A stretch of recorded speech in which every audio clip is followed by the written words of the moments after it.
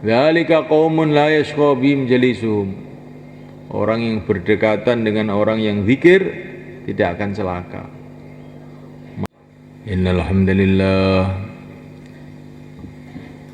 nasta'inuhu wa nastaghfiruhu wa nu'minu bihi wa natawakkalu 'alaihi wa na'udzu bihi min shururi anfusina min sayyiati a'malina. من يهده الله فلا مضل له ومن يضلل فلا هادي له أشهد أن لا إله إلا الله وحده لا شريك له وأشهد أن سيدنا ومولانا محمدا عبده ورسوله اللهم صل وسلم وبارك عليه وعلى آله وأصحابه والتابعين لهم إلى يوم القيامة أما بعد. فقد قال في كتابه الكريم إن الذين قالوا ربنا الله ثم استقاموا تتنزل عليهم الملائكة ألا تخافوا ولا تحزنوا وأبشروا بالجنة التي كنتم توعدون نحن أولياؤكم في الحياة الدنيا وفي الآخرة ولكم فيها ما تشتهي أنفسكم ولكم فيها ما تدعون نزلا من غفور رحيم ومن أحسن قولا ممن دعا إلى الله وعمل صالحا وقال إنني من المسلمين.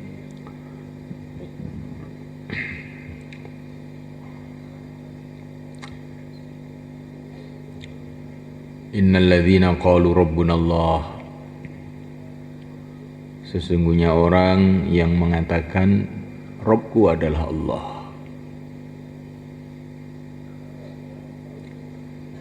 Tsumma istaqamu, kemudian dia ini istiqamah. Istiqamah di dalam imannya. Orang-orang yang mengatakan Rabbku adalah Allah. Mengatakan maksudnya orang yang punya keyakinan Rabbku adalah Allah, pemeliharaku adalah Allah, yang menciptakan aku adalah Allah, Tuhanku adalah Allah. Tsumma kemudian dia istiqomah, di mana saja keyakinannya tidak berubah. Di rumah keyakinannya kepada Allah, di luar rumah keyakinannya kepada Allah, di masjid keyakinannya kepada Allah, di ladang keyakinannya kepada Allah,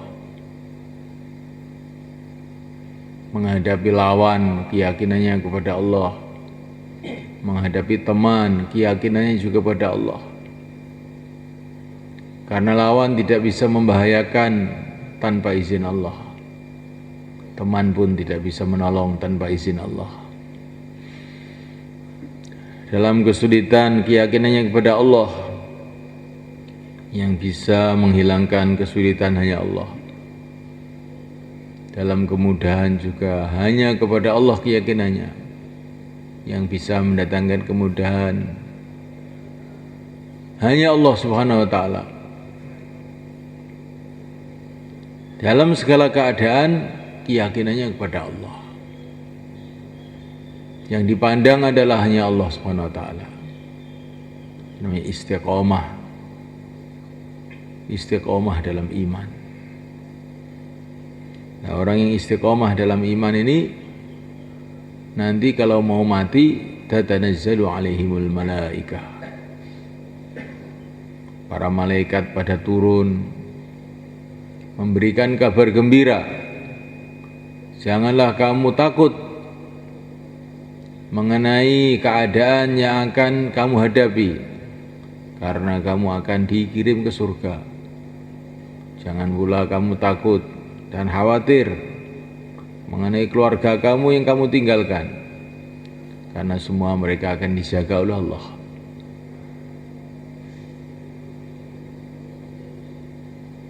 Ini orang yang istiqomah imannya itu justru hari yang paling menggembirakan adalah hari kematiannya. Dan siapa yang bisa istiqomah dalam iman ini? Wa man ahsanu qala mimman da'a ila Allah. Ini kata para ulama mengatakan orang yang paling mudah untuk istiqomah, paling layak untuk istiqomah imannya adalah orang-orang yang senantiasa dalam suasana dakwah. Man ahsanu qala mimman da'a ila Allah. Setelah Allah berbicara mengenai istiqomah, maka bicara mengenai dakwah menunjukkan istiqomah dengan istiqomah iman dengan dakwah ini ada kaitan.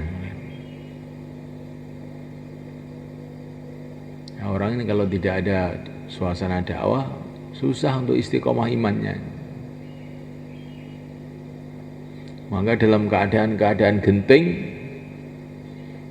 para nabi ini, khususnya yang mulia baginda Muhammad SAW, maka beliau ajari kita dalam suasana genting, beliau dakwah.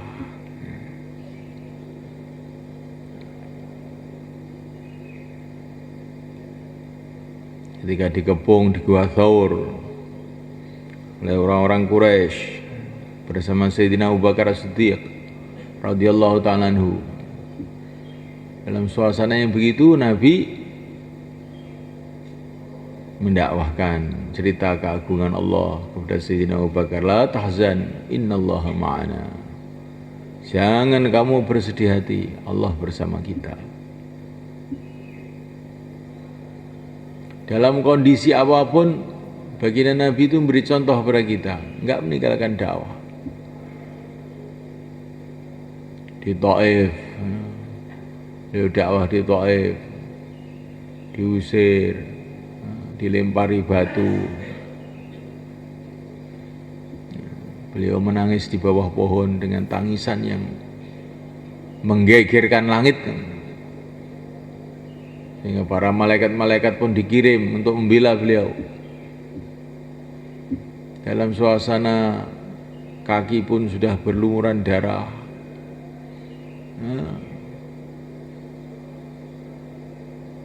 Orang semua mencibir beliau, memusuhi beliau, mengusir beliau. Beliau masuk di kebun anggur di situ. Maka ada satu budak datang kepada beliau. Maka kesempatan ini tidak disia-siakan beliau. Beliau dakwah sama budak itu. Dari mana kamu? Dari Ninawa. Oh, Ninawa itu daerah sana, Syam. Itu tempatnya saudara saya, kata Nabi pada budak tadi. Saudara kamu siapa? Itu Nabi Yunus. Dia seorang nabi dan saya juga seorang nabi. Akhirnya budak itu masuk Islam. Coba yang perlu kita perhatikan itu bagaimana Nabi dakwah dalam suasana seperti itu. Bagaimana menyampaikan agama di saat yang begitu sulit itu. Bukan hanya itu saja subhanahu wa ta'ala, bahkan dalam keadaan sakaratul maut beliau masih mendakwahkan agama. Beliau senantiasa mengatakan jagalah sholat, jagalah sholat, jagalah budak-budak, hak mereka. Ini dalam keadaan sakaratul maut. Dalam keadaan sakaratul maut, beliau masih membentuk jamaah untuk dikirim ke Romawi, jamaahnya Usamah bin Zaid radhiyallahu ta'ala anhu. Jadi istiqomah iman ada kaitannya dengan istiqomah dakwah. Kalau orang itu istiqomah dalam dakwah di mana saja, maka ini akan memudahkan dia untuk istiqomah iman.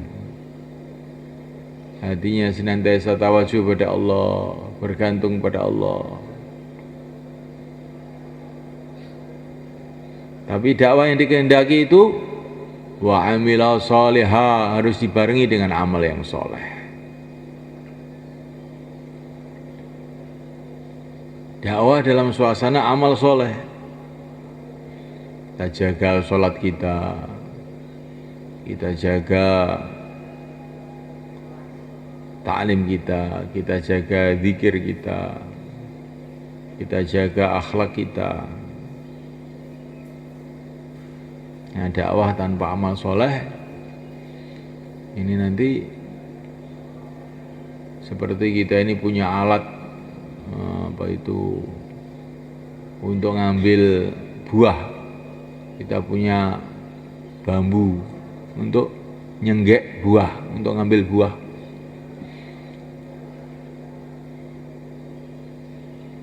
Tiap hari kita ngumpulkan bambu aja untuk ngambil buah, tapi buahnya itu enggak diambil-ambil. Itu seperti orang dakwah tapi tidak memikirkan amal. Dakwah ini adalah satu cara yang sebesar-besarnya cara untuk supaya kita ini bisa amal. Ini dakwah enggak mikirnya amal, padha karo niku.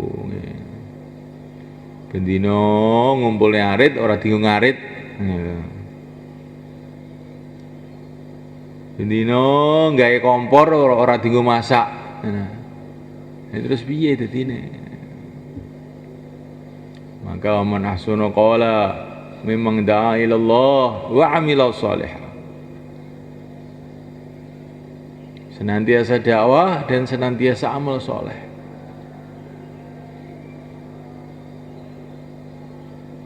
Karena amal soleh itu sendiri juga merupakan dakwah.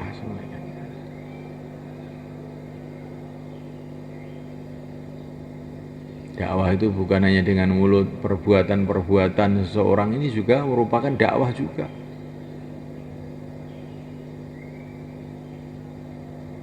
Suasana yang baik itu merupakan dakwah juga.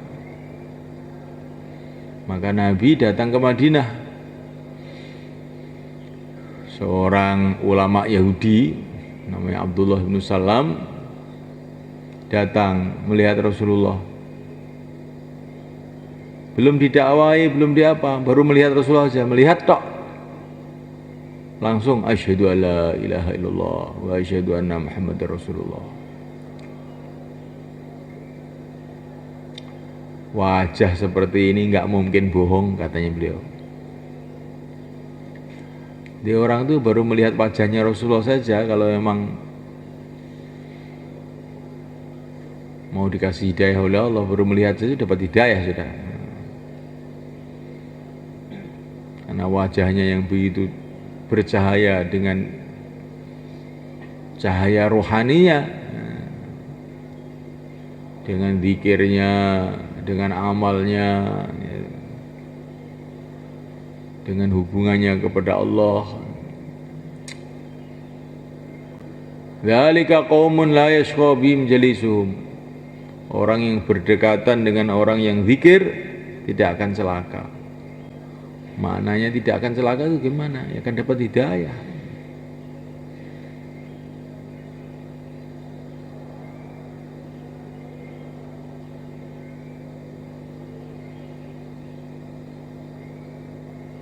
Tandanya hidayah itu ngantuk itu. Hidayah. Bangunan. Syariah.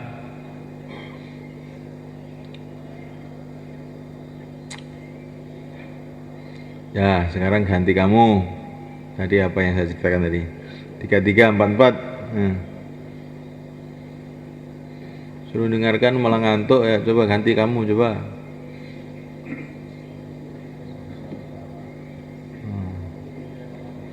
Ben istiqomah imane, kudu istiqomah dakwahe. Judule ngono kuwi.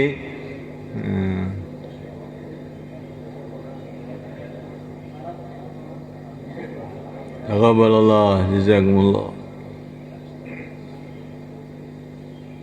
Jadi semua amal agama ini semulaikan kalau dikerjakan dengan ikhlas,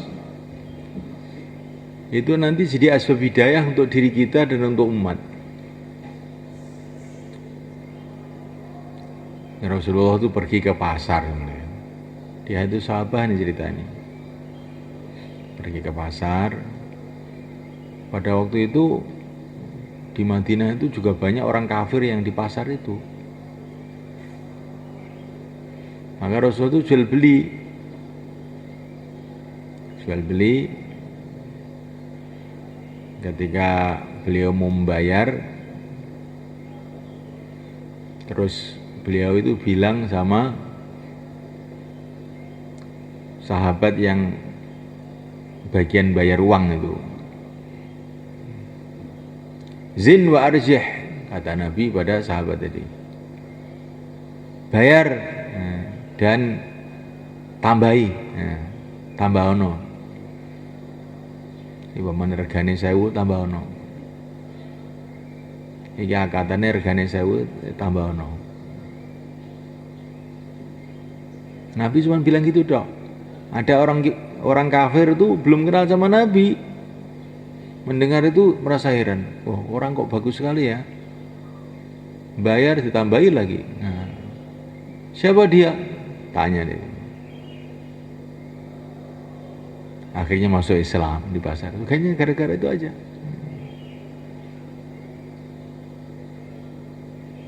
Ada orang masuk Islam itu karena akhlak Rasulullah. Kadang-kadang ada orang masuk Islam karena sholatnya Rasulullah. Sayyidina Khalid bin Walid itu bawa pasukan ke Hudaybiyah mau nyerbu Rasulullah. Pas Rasulullah sholat, Allahu Akbar. Mau ini sudah membawa pedang mau nyerbu, tapi melihat Rasulullah sholat itu, Khalid itu waktu itu masih kafir itu berubah hatinya. Wah, nggak bisa saya nyerang ini, nggak bisa, jelas. Ini orang ini jelas dilindungi Allah nih, saya nggak bisa ini menyerangnya. Padahal Rasulullah itu tidak siap perang, beliau ini sholat. Ya. Itu berubah dan tidak lama kemudian Khalidin masuk Islam. Nah, ya ada orang itu masuk Islam itu sebab melihat sholatnya Rasulullah. Ada yang karena akhlaknya Rasulullah. Ada yang karena itu Tufail bin Amr itu mendengar bayannya Rasulullah. Innal hamdalillah nasta'inuhu nastaghfiruhu wa nu'minu bihi wa natawakkalu alaih. Nabi cuma gitu tok. Loh, kok bagus sekali ini? Coba diulang. Innal hamdalillah nasta'inuhu wa nastaghfiruhu wa nu'minu bihi wa natawakkalu alaih. Oh, mengesan di hati saya. Coba diulangi lagi. 3 kali langsung masuk Islam. Nah, ini para ulama ini kalau bayan ini biasanya dimulai dengan itu karena ini ada sejarahnya ini. Ya. Gara-gara bayan itu, innalhamdulillah itu Tufail masuk Islam. Tufail masuk Islam akhirnya sukunya pada masuk Islam semua.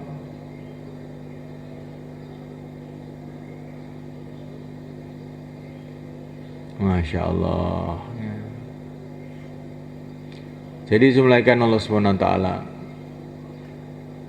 dakwah dibarengi dengan amal-amal yang baik, sehingga dakwah kita ada nurnya. Amalan dijaga, jangan dakwah tapi ada maksiat, jangan. Nanti akhirnya dakwahnya nggak ada nurnya. Sibuk dalam amal soleh, sibuk dalam dakwah.